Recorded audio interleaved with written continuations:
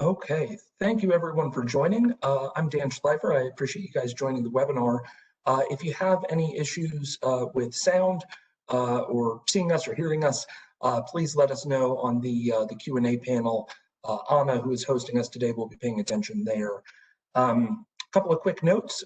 First off, thank you everyone for joining. This session is going to be recorded, and a recording will go out to everybody who attends.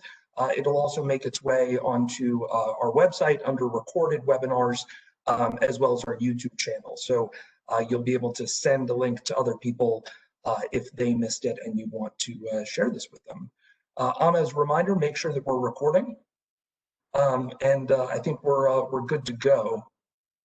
If you have questions throughout the webinar, feel free to put those into the Q&A panel. We will have a Q&A session at the end, where myself, Carl James, Dan, and Pratik from Pictet Asset Management will answer all of your questions. With that, we're gathered here today to talk about automating workflows for trading desks using Finsemble. Finsemble is a desktop interoperability platform from my company, Cosaic. I'm your host today. I'm Dan Schleifer. I'm the CEO and co-founder of Cosaic, and we are joined today with a special guest. We've got Pictet Asset Management, who has been a client of ours for about a year and has volunteered to share their journey with us today. Joining us from Pictet to lead the discussion, we've got Carl James. Carl, I'm going to ask you to introduce yourself for just a moment. It looks like you're muted, so if you want to unmute yourself and give a quick introduction, that would be fantastic. Good afternoon, everybody. My name's Carl James. So I run the trading for fixed income here at Pictet Asset Management. We have 4 desks globally. We have 17 traders, and we cover off all of fixed income, including also private debt, and we also look at FX as well. Very good. Thanks, Carl. And as mentioned, I'm the co-founder here. Started the business about 9 years ago. We're the producers of both Chart IQ, which is a visualization engine for pre and post-trade analytics, as well as Finsemble, which we'll be talking about today, used for automating and assisting through automation traders, trading desks, portfolio managers, middle and back office folks. With that, I want to just quickly go through what we're going to cover today. We've done introductions. We're going to jump into a fireside chat with Carl and myself, talking about Pictet's journey towards interoperability, what motivated them along the way, how that went so far. And then we're going to introduce Dan and Pratik, who will join us to show 3 different live demonstrations showing workflows that they've actually built out using the Finsemble framework for their trading desks. And then we'll wrap up with a second portion of the fireside chat with Carl and myself talking about, looking back at that journey, what worked, what didn't, and how the business has thought about the journey so far. And I think most importantly, what their vision for the future is. We'll then address any questions that come in via the Q&A panel and have a live discussion with as much time as we have available. So with that, Carl, you gave a brief introduction there of yourself and what function the fixed income group plays. Perhaps for those that maybe aren't as familiar, just a brief background on Pictet and specifically Pictet Asset Management, what you do for your clients, and just where you're situated in the field. So Pictet Asset Management is an independently owned asset management company. We have assets under management of over 200 billion. We offer multiple strategies across equity, multi-asset, FX and fixed income. We have 18 offices globally, 900 employees, of which over 400 are investment professionals. Got it. Thanks. I think that's helpful to kind of understand where you guys were starting. When you look across the business, right now, I think interoperability is a bit of a buzzword in the industry. You guys are pretty far along in your journey and really got involved in interoperability quite early on. What are some of the issues that you were seeing across the business that piqued your interest in interoperability or in this concept of using technology to automate and assist your workers? So the way I look at this is that there are many steps, and it's a continual process of transformation. I'm old enough to sort of have been trading on the floor of the exchange all those years ago, decades actually, but that's another story. So it's actually about understanding what's happening and where you want to go. So my own view is that with the increasing regulation, with the power of technology that you can leverage, tectonic plates are shifting within the financial markets. And what you have to do is find a way of engaging with your assets that you have under management so that you're more effective and more efficient. So the idea would be is that what we want to do is talk to the partners and say, and give them a vision of what we wanted to do from a trading perspective. So very much like what Boris Johnson did in the UK when he was talking about leaving the European Union, he came up with the very, very short phrase of "get Brexit done." So I tried to do the same to the partners, and I said, automate everything. From a trading perspective, automate everything. And then you drill down into the detail of that, because it's obviously far more complex than that. So the partners went, yep, very happy to do that. And they gave budget and resource to enable us to do that. And we will meet some of those people that made up the trading technology team a bit later that helped us on this journey. I want to, we'll dive into the concept of automate everything a little bit later on. And I think you and I have spoken, and you have some interesting perspective on how automation can, free up your employees and not just replace them. I'd love to hear, just looking back, you've talked a little bit about what you saw happening in the equity space perhaps 10 or 20 years ago, and how you think about, the world of fixed income that you're in now and the concept of automation. Perhaps you'd speak briefly to that and kind of what you think you learned out of the automation that took place in equities and moved to low touch order flow, and how that's affected you guys or affected your outlook in fixed income. Yeah, I mean, equities does provide a landscape or a view. It's not a blueprint in any way. Fixed income and equity are very, very different. But we saw 25 years ago the rolling out of smart order routers, algorithmic trading in the equity world. And when that was rolled out, you could clearly see that on both buy and sell side of the industry, people were nervous about their jobs. So when we come to fixed income, what we've got to think about is there applicability to automation? Is there applicability to utilizing the data? And there are some things that you can learn from the equity experience. But again, as I say, it's not, you just don't pick it up wholesale. It's not a blueprint. So what we did at Pictet is that I spoke to the team globally, the dealing team globally, and said, what we want to do is automate everything. I don't want them to be transactional. I want them to be more engaged in the intellectual rigor of driving alpha for our clients. Now, rather than people going, that's my job that's going, it's like, no, you've got to bring them with you, and it's about their role is developing and evolving and shifting. And it's not like on Friday they were buying and selling over the phone, and Monday they come in and they're all wearing silver suits and flying around in cars. It's not like that.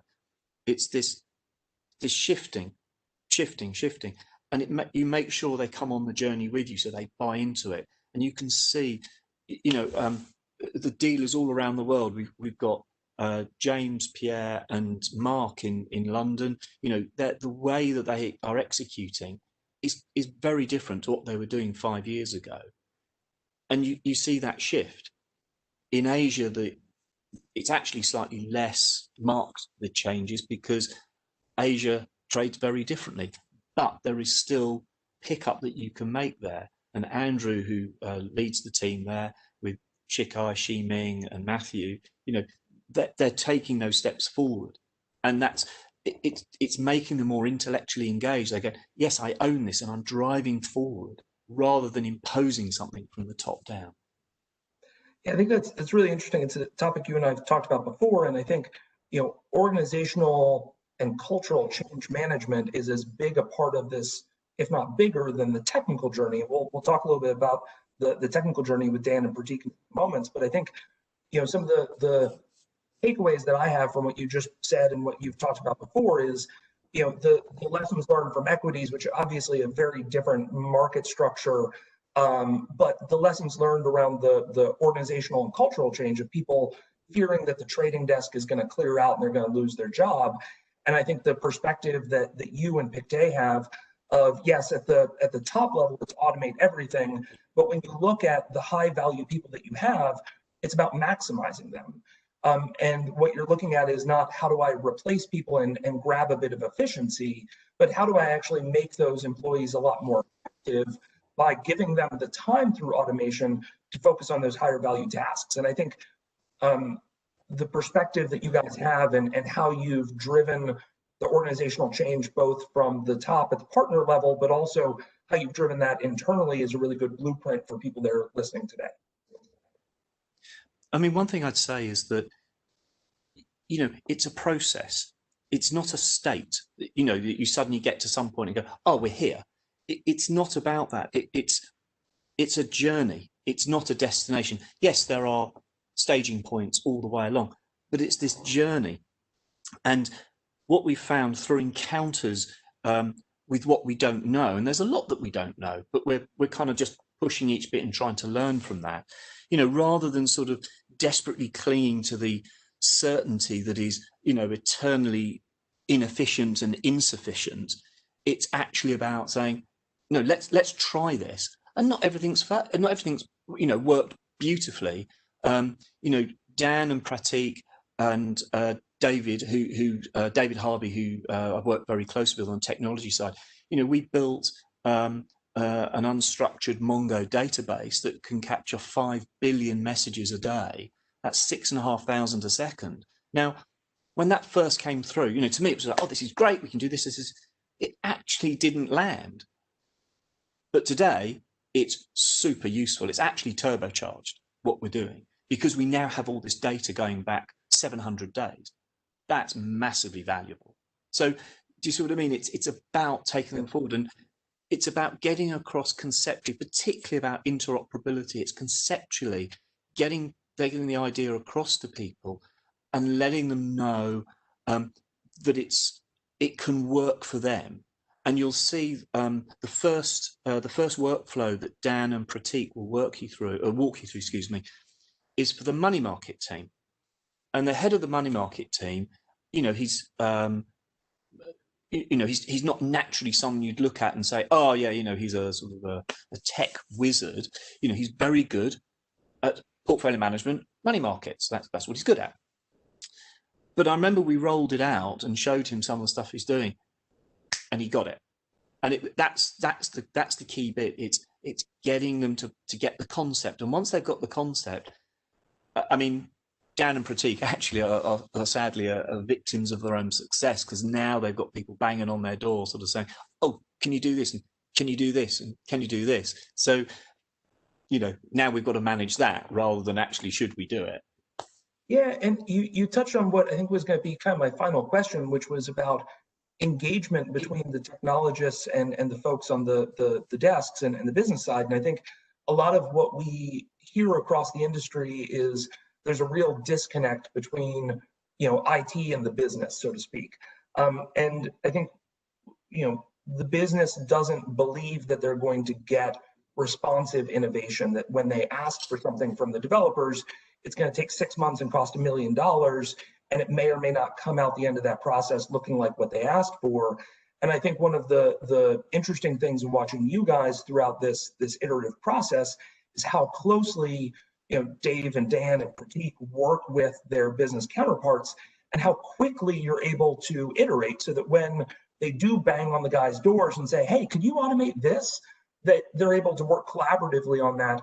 So I think before we jump into the demos with Dan and Pratik, maybe you could talk just briefly about any impediments you had along the way to getting the traders PMs to believe in the vision, and how to engage them, and how to build that collaboration between IT and the business. You know, there's always hurdles along the way. You know, it's not as though you just go, oh, I've got this brilliant idea, and everyone says, yes, let's do it. I mean, I rarely have come across a circumstance where that actually happens.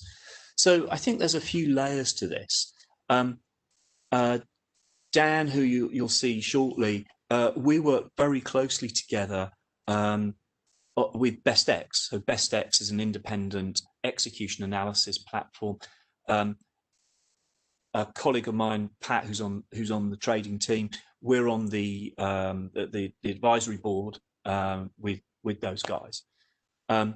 David, who works with Pratik and Dan, we've been on the Charles River advisory board as well, and we make efforts to engage with those guys. So it's about building those relationships. So rather than just, you don't talk to someone for 2 years and then suddenly on a Tuesday you knock at their door and go, oh, by the way, we need this, this, this, this, and this. Yeah, I mean, that can happen, but actually a better way of doing it is to work collaboratively over a course of a period of time, build those relationships. So at the platform level, the vendor level, if you like, that's just one thing we like to do. My boss and I, we make a huge effort with our trading counterparts to build senior, top level relationships. That helps as well when we particularly wanted something from them and engage with them. And I'm talking particularly on technology now. That helps as well. So I think it's about thinking long term, and then what are the short term elements that you can put in place quickly. So I hope that answers the question. It does, and I can say, speaking as one of your technology vendors, obviously, you mentioned Charles River, you mentioned BestX, funny enough now both owned by State Street. You guys have worked closely with Bloomberg. You've worked closely with us as a technology vendor, and the spirit of collaboration there and bringing your vendors and along for that journey is really important. And so perhaps we can talk a little bit later on about messages from you to the other vendor community out there. But I do want to jump on to see this stuff in action, to see what you guys built. So to do that, we're going to be joined by Dan and Pratik. I'll let you guys briefly introduce yourselves, and I'm going to stop presenting and let you guys take over control of the screen. So while you get that set up, Dan, Pratik, and Carl mentioned a gentleman named Dave Harvey have really been kind of the three musketeers, so to speak, in this, pulling this together and working with the business. Pratik and Dan, I'll let you guys introduce yourselves. Thank you, Dan. Thank you, Carl. I'm Dan Berenger. I'm in the PAM technology team here in Geneva, and we've got Pratik Garg, he's in our software engineering team in London, who's really been critical of the critical part of our initiative to build interoperable Finsemble onto the desktop for Carl. So we're going to give you 3 short demos today. I'm going to start really a quick background of how we got there, and then we're going to go through 3 workflows that really build on each other and build on the technology that we built along the way to really deliver some of that functionality for the business. So first of all, the background, really, we do regular technology watch, and we really look at what's happening in the market. And one of the things there that was really interesting was really the emerging area of desktop interoperability and FTC3. So together with Carl, we really looked together at what the future of a smart desktop at PAM looks like, and we really looked at what are the areas we can really work on, and the areas really were cross-application workflows. The standard workflows that we're used to in the classic trading and using Fix and various applications, we know and we've fine-tuned and we've automated. But these cross-application workflows are the difficult ones where you try to get something from an application to another. That was really the ones where we wanted to focus on, and that's really where the interoperability and Finsemble came into the fore. But to get here, there's lots of work on it. We've got CI/CD pipeline, we've got monorepos, we've got various backend APIs we had to use and build. and obviously some are already there, and as well as build some of the interop, which has then been taken on by the vendors. So to start, the first workflow we're going to talk about is the FX pricer. But before we got there, we really talked about the first really difficult workflow that the traders had for money markets. And that was really a cumbersome multi-application, switching applications and copying data around, which is very, very cumbersome, very, very tricky. And one of the components of that, one of the building blocks that we needed was really FX pricing. And in order to get FX, spot, forwards, standard tenors, and broken dates, particularly in the money market space, where we're really looking for very, very accurate pricing. That your standard off-the-mill Bloomberg pricing doesn't really cut it. So in there, we really started with that and built an initial FX pricing application. And from there, we iterated. We worked very closely with the business, and we show them, we iterate, and obviously the core technology allows us to deploy and quickly get it out to the traders. So then we built on that and added Bloomberg Terminal Connect API functionality that Pratik is going to show you now.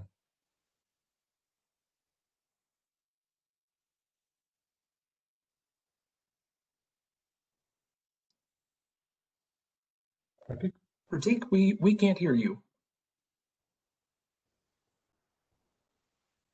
Okay.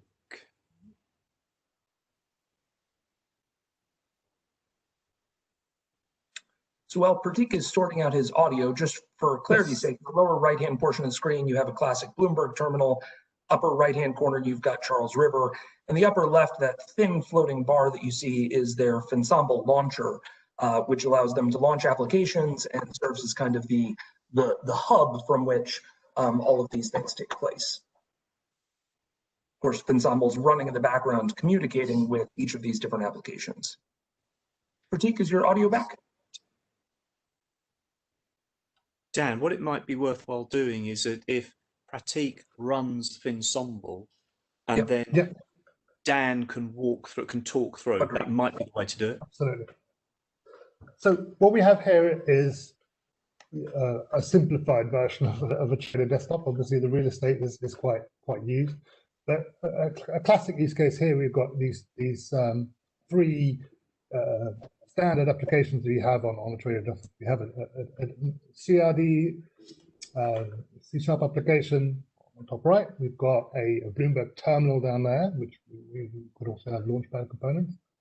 And then we have the Finsemble toolbar, which really has custom or third-party web applications that you can integrate.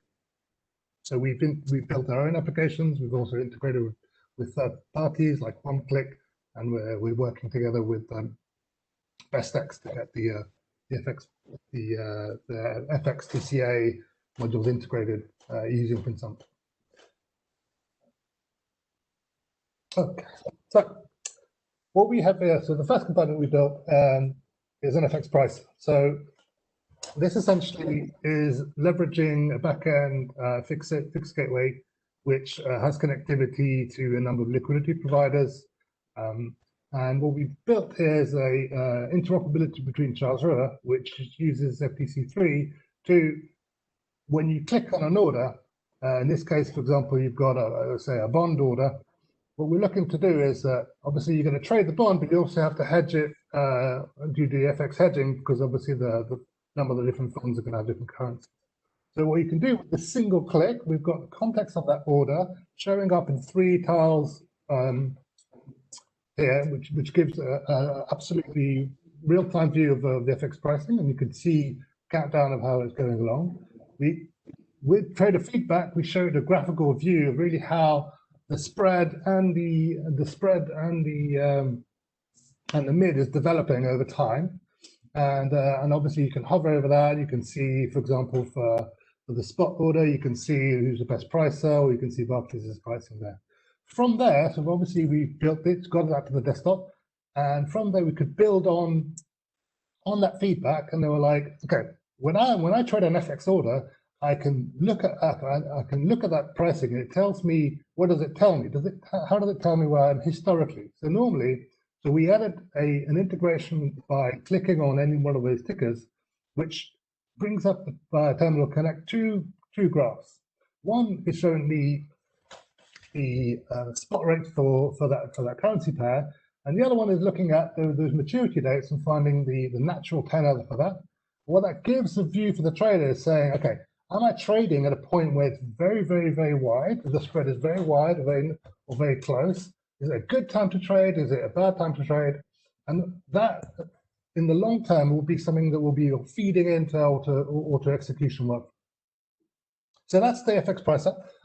And as I said, what we're building on here, so the money market workflow that we built to help really the trader workflow, taking lots and lots of manual steps. And I'll talk you through the manual steps, but why they're doing it. So first of all, you've got a commercial paper, say in euro.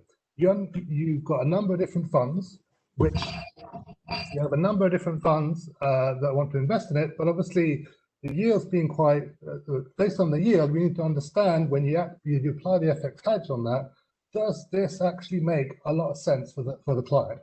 So we at this point, we have to combine understanding of the multiple FX forwards, as well as applying calculations to understand, okay, what's the actual yield for this one, for the money market yield for these various currencies. And so in the past, this process was very cumbersome. You've got to go and do manual pricing on FXall. We used FXall, but there was a number of different platforms you could use. So you can get very accurate forward points. And then you've got to go into Bloomberg, and then you've got to load in the paper, understand, do the calculations for yield calculations, and calculate the cash flows, and then do this the number of currencies and feed it back to the fund manager. So the money market pricer, which Pratik's going to load up now, really is aiming to simplify that very, very much.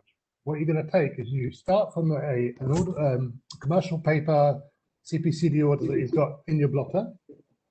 It understands, okay, what's the currency? It immediately subscribing to all the FX streams in the back end.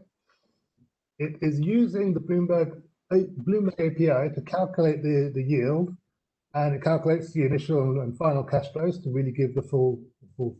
The trader could then obviously look at what he would look at in ECPX, for example. He'd say, okay, this one is yielding 0.5 by this dealer, and then that gives them an absolute view of, okay, if I'm applying my FX hedge at this very moment, and does it make full sense to lift this offer on ECPX for this dealer?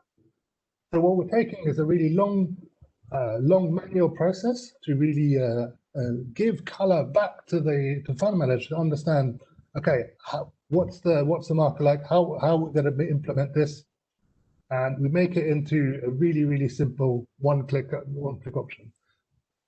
Obviously, we've got the interop for this, but the fund manager can go in and can enter their own. They can manually use the screen. And for example, they can come and analyze and say, okay, I'm looking for a paper like this. This is maturity. Let's look at what it would work out. Okay. So now, the last one we're going to talk about credit and what we've done using essentially a flow of AX data that we built, which really was the first major back-end development we did in order to consume AX data from both our top counterparts, that we've privileged those counterparts, that they feed us customized streaming data, as well as all the we have a number of aggregators that will essentially commit us to cover the coverage, and we're constantly adding more liquidity providers, more desks across the region that gives us more history, more pricing. So the first application that we did was to simply use the interoperability between a bond that you can see on a blotter, and it tells you right now, okay, what's the pricing for that bond? Who's pricing it? What's the history for it? Now, what this tells you is two things. It tells you, okay, well, who's actually pricing it, or is this one really, really illiquid? And that tells you exactly how you should be trading, how you should be managing that trading, and that also feeds in the back end in our analytics of these orders to understand when we're looking long term to automate, Okay, does this fit into a low touch or much more of a high touch strategy? So what we can see from clicking a single bond, you can load the context via FTC3 or interoperability between Charles River and the Finsemble component. And that screen is usually combining data from the backend, which is essentially it's fed by Fix, feeds into MongoDB, and then we've got an Elasticsearch on top of it to improve the performance and the indexing of all that. This is all brought together in the component using GraphQL, which is stitches together OMS data, streaming data, and it's also using. It can also use the Bloomberg API data. So the last thing we're going to show you is really what Carl talks about in the relationship between the trading desk and the fund managers. And it's really understanding about how can the trading desk add alpha to the fund management process. And what it is we looked at is essentially a switching opportunity screen, which is and if you can just click on the switching, what we'll do is it loads in another application within the same. So what this allows us to do, we essentially the fund manager and the trader can analyze the holdings they've got in the portfolio, and they can cross that up with the live pricing they've got on the Axler. So you can understand which of the bonds that you currently hold, and then on the selection of any one of those bonds, you can see, okay, who's willing to buy that from you. So obviously, finding a buy on a bond is not always the hardest part, but finding another bond to buy into can be more tricky. So what we're looking at here is we're saying, looking at the holdings of a portfolio, these are the bonds that we are, these are the pricing, it highlights the best price, and it identifies similar bonds across from the same issuer, looking at or similar issuer, same seniority, and looking at which bonds are actually available to buy. And then we use the Bloomberg Desktop API to calculate some of the spreads, as well as using our internal CRD data for some of the other duration and then some of the other internal analytics that we do ourselves. And that really allows the trader to come and analyze the portfolio, look at what the market is, and kind of bring that information back to the fore and change that relationship with the trader from purely transactional to really working together to them to rebuild that portfolio and adjust what those orders are going to be looking like based on really what they can really implement. So that touches on all the demos. So what you can see we started from the FX pricer, and that built on our FX gateway. The money market workflow builds on using that FX pricing. It leverages the Terminal Connect API. We're working together with trading and constantly adjusting, redeploying, taking feedback, iterating, and that works very, very closely and in a very agile way. And finally, the credit and the AX data components that I've showed you now is really showing that you can contextualize using FTC3 interoperability between what your OMS is doing and various number of custom data that really adds value to the traders day to day, and it also is built into how we could automate down the line. So thank you for listening to me, and I'll go back to Carl and Dan for this. Awesome. Thank you, Dan. Thank you, Pratik. It was really nice to see the demos there and kind of the build up over time as you kind of build those steps along the way. With that, I'm going to jump back into the discussion with Carl. So as a reminder, if you have questions about what you saw on screen, feel free to put those into the Q&A panel. We'll address those at the end. So, Carl, now that we've kind of seen the reality of what you guys have built out in the past few months, and we heard some of the technologies in play, one of the things that we heard Dan talk about a lot was FTC3 standards, and certainly that, along with desktop interoperability, big buzzword in the industry. It's a working group that we heavily participate in. I wanted to get your take. What do you think about FTC3? How does it play a part in your strategy? Well, I'm reminded of the fact that I first came across FIX in 1994, and I've been involved. I've run the buy-side working group. I've been involved with FIX for many years, and it's pretty clear to me that I'm swimming in waters that I have no business to be swimming in, that I'm completely outgunned in sort of the technology that people understand. So when I think about FDC3 and industry standards, yes, I'm interested at a broad 60,000 foot level that there should be standards, but I'm lucky to say that Dan, who was speaking just now, he very kindly picks up and does the heavy lifting to make sure that it does that. And maybe Dan, you might want to say a word or two on that. Thanks, Carl. I mean, FDC3, the standards that are, I mean, they came out with 1.1 specification not that long ago. It is really in line with what happened with FIX. And what it is making sure that these applications on the desktop can talk to each other using the common language. The same way as you can, that's been worked in FIX, essentially starting from the lowly IOI, which is still used extensively today, going all the way from pre-trade, in-trade, post-trade, and it's extended across all the workflows. And it's the same idea with FDC3. I mean, we're not using it to its full extent at this point. We're only using the context API. But what we use in there, you say you've got an instrument, or you've got an ID, got an ISIN and QSIP. From our perspective, the FDC3 standard means that we can use the ISIN in one application. At the same time, we can pass a QSIP into the bond click application and load our US corporate applications. And it just naturally works. And that's what really the end goal. FDC3 should make things work naturally in the same way as FIX has done for the last 25 years. I think I agree with your respective sentiments, which is, I'm not the technologist co-founder here at Cosaic. I'm glad that the standards exist. I know that they're still early, very much like the early days of FIX. I think they're necessary for both the technical aspects that Dan was describing, but also the industry momentum around getting all of the vendors involved to bring, Carl, your vision to the fore. So I think it's good there. Carl, I'd love to hear, you talked about selling the vision to the partners of the business. You talked about some of the technology. We got to see that. You talked about getting some of the traders engaged. What's been the feedback? What, now that this reality is living on their desktops, what's the feedback from the business? What are you hearing? So at a broad level, it's positive, but, again, it's not a perfect run. We try some things, we build a narrative with, Dan, Pratik or David, and it might not work, but you go again. So it's about a mindset, and our CTO, Martin, he's very good in terms of saying, look, it's okay to fail.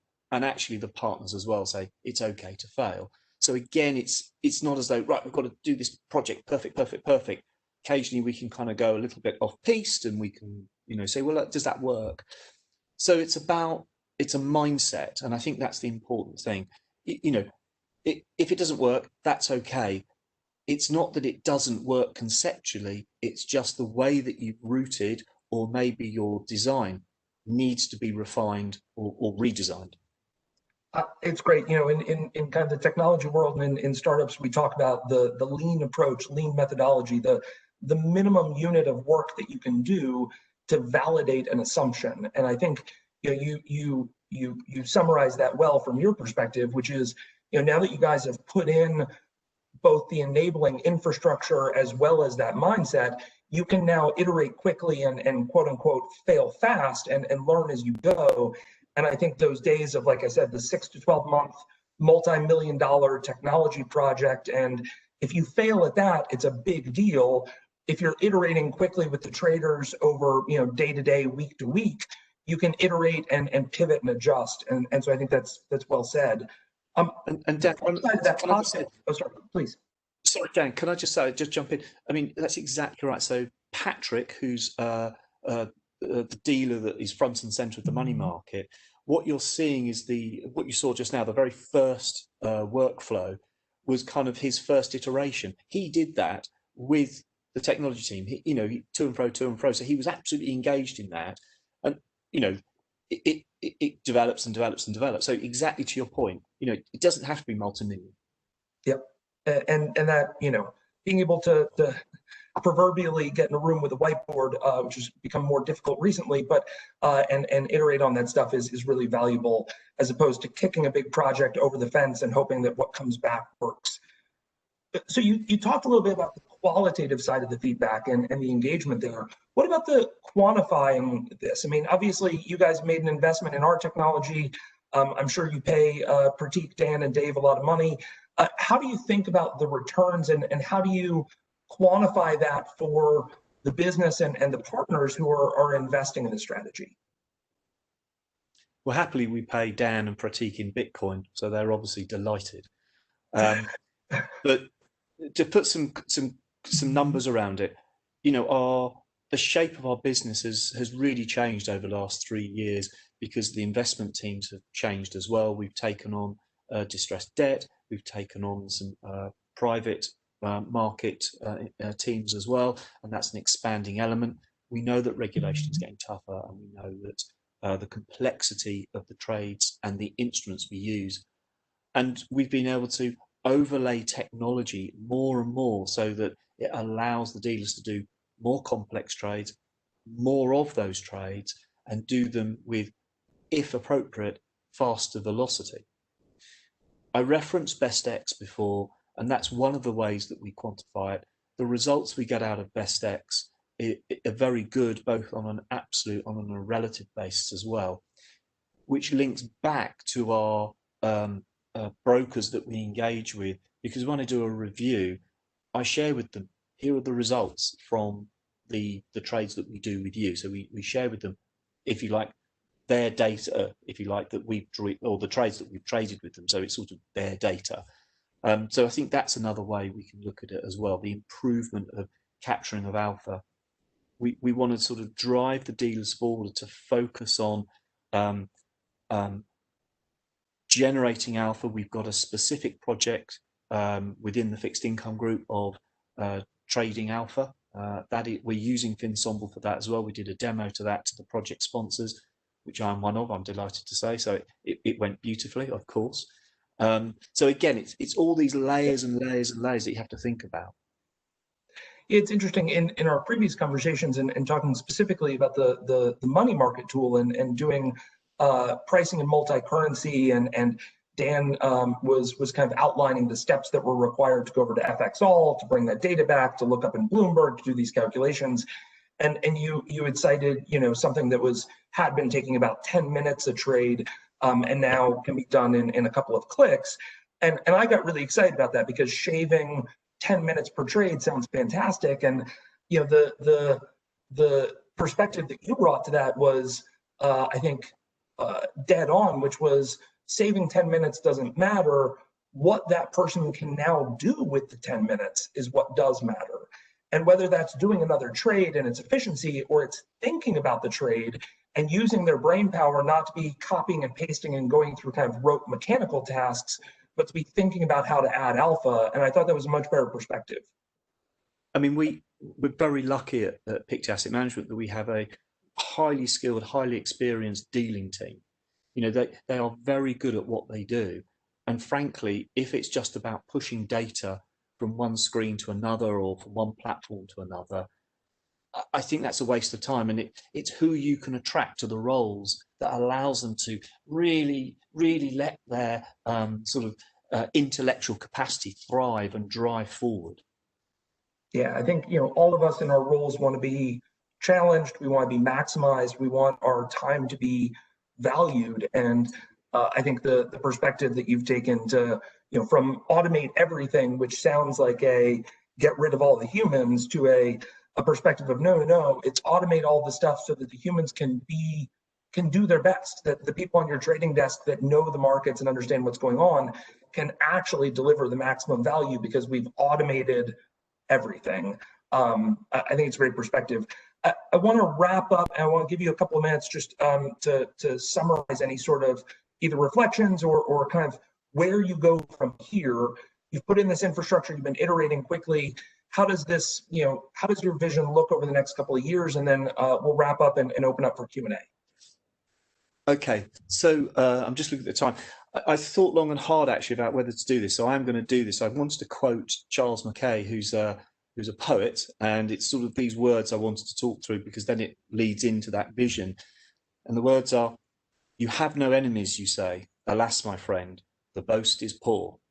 He who has mingled in the fray of duty, that the brave endure, must have made foes. If you have none, small is the work that you have done. You've hit no traitor on the hip. You've dashed no cup from the perjured lip. You've never turned the wrong to right. You've been a coward in the fight." So I really like those words. And really what it's about is saying, be bold, think about what we want to do. So when you turn around and say, I want to automate everything, it's then going through the thinking about that. And is it, I want to automate everything and get rid of everyone? That is a choice, but that's not what we want to do. Pictet Asset Management is very much interested in the intellectual engagement, the knowledge that people get, and therefore the next couple of years will be about layering down the technology, improving the processes, making sure every single dealer has the opportunities to get engaged with, if it's programming, get engaged with understanding quant, get engaged with all the platforms and how they can utilize them differently. So it's really about, now we're probably at the point of consolidation, probably the next 6 to 12 months. And then beyond that, we go again. Because if you think about classic team, the old, I think it's an American saying, it's, you form, you storm, you norm, you perform. And if you think of those classic stages, we've gone through the storm, we're in the norm bit, the normalizing bit, and we're just moving into the perform. Then we'll go back because something else will come along and you go through those classic stages again. It's a fantastic way to wrap this up. I like it, and I had not heard that poem before, so I'm going to have to look that one up. I want to, we're going to pause the screen sharing so you can see our lovely faces. I want to jump over to Q&A, and I saw that we actually have quite a few questions that have come in. So I'm going to do my best. If we don't get to your question, I apologize. We'll follow up with you afterwards. Carl, I'm going to direct this one to you. This is from Fabio. This is very interesting, but how to automate when in some less liquid part of the fixed income market, indicative prices are not always don't always represent reality. Access distribution is fragmented, and there are not yet APIs to plug into.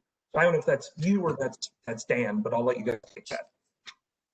Well, it's a good question, because actually when it comes back to automate everything, it's exactly what I said. On Friday, we're not doing everything manually, and then Monday it's all automated. It doesn't work like that.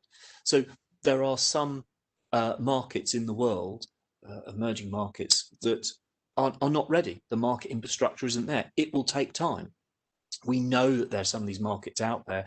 So it's almost like, pick the points that you'll pick the areas that you can, that will inform you, so that when those markets are ready, or you create the data for yourselves. So as I said, the Mongo database that we built, you can pull that data in. Now, it's not perfect, but it's a better step ahead than if you've done nothing. Got it.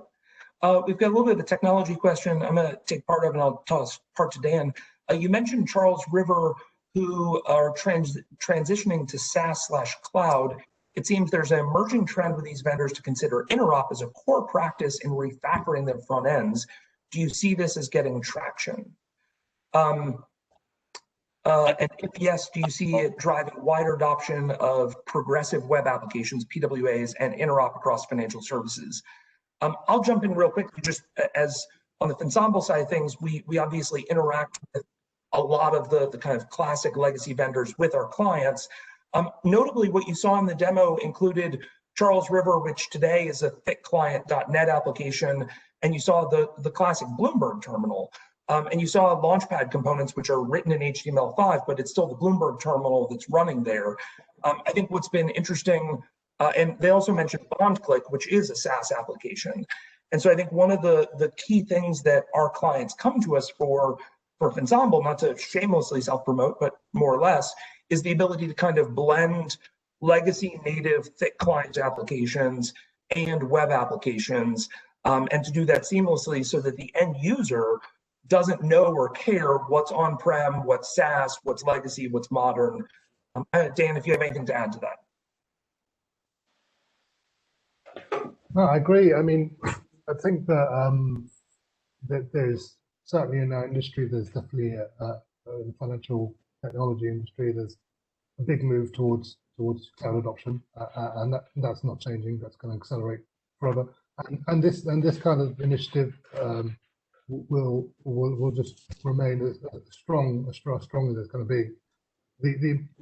The need for these applications to move away from the little silo where your application has everything in it, and use complementary applications like like BestX or BondClick or other other applications that really do a very good thing, and they do their thing very well, and they just need to interrupt. We built the interrupt ourselves, and then Charles River or State Street is really taking what we've done and is building it into its core product. And I think you'll probably see the fruits of that down the line, with all the other people that will be able to benefit from FTC3 and these. And to top it up, can you hear me guys now? Yeah. Oh, brilliant. And to top it up, we are partnering with a lot of external vendors. So we are getting that traction. Some of the examples are BestX, BondClick, and now the Bloomberg is also following the suit. So yes, to your answer, yes, we are getting a lot of traction. And I've got a follow-up tech question, then Carl, I'll come back to you, just because it's relevant to what you were just talking about, and this is a dangerous one for me to ask. So Pratik and Dan, what are the pain points in integrating internal apps to Finsemble and Bloomberg? I think one of the pain points that we kind of came across was these apps were not naturally supported for interop, especially like the vendor apps, especially vendor apps like Charles River. They don't expose or it's difficult to find the APIs through which we can talk to the order systems and then send information to the wider Finsemble ecosystem. So now we are in a world now where the companies are changing that thing. So Charles River is frequently adopting FDC3 standard. They're making the click in an order and sending the information to other systems very easily available now. So these were some of the pain points that we faced in our company and working with our OMS or the PMS systems. And I think it's worth pointing out, the Bloomberg integration, for instance, we have an out-of-the-box connector in Finsemble to try to make that easier. Bloomberg's been great to work with their Terminal Connect API, and we have a bridge there into Finsemble. Carl, there's a question for you. You talked about innovation and automation being an iterative process. Do you plan to build out these workflows further in the future, or is now the time to consolidate and make sure traders are up to speed with the innovations that you showed? So I guess, is this kind of a one and done, so to speak, or is this a long-term continuing to iterate on those? Well, it's definitely, as I said before, it's about a continual transformation. It's always about moving forward. The markets are never steady state. So it's actually a pivot point. So you have to land some of these narratives. They have to bed in, and they have to see, are they useful? Yes, they are. Great. So we use them. But you still have to build out bandwidth to actually look for more processes or narratives that we can write for more and more.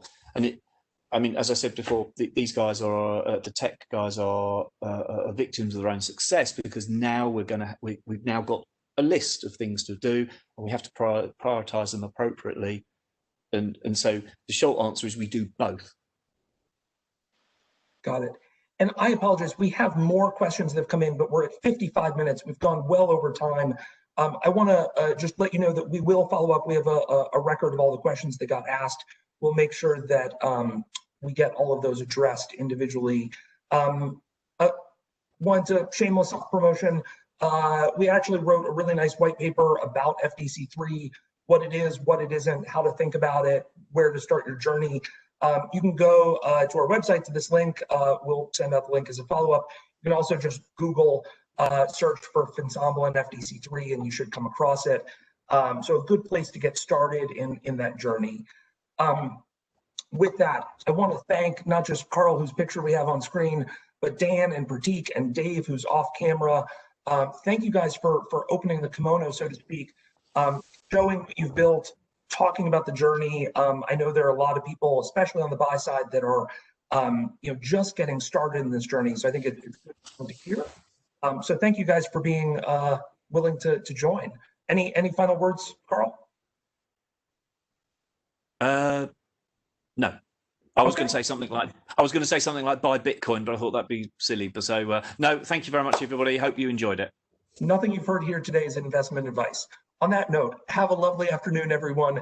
We look forward to seeing you again soon.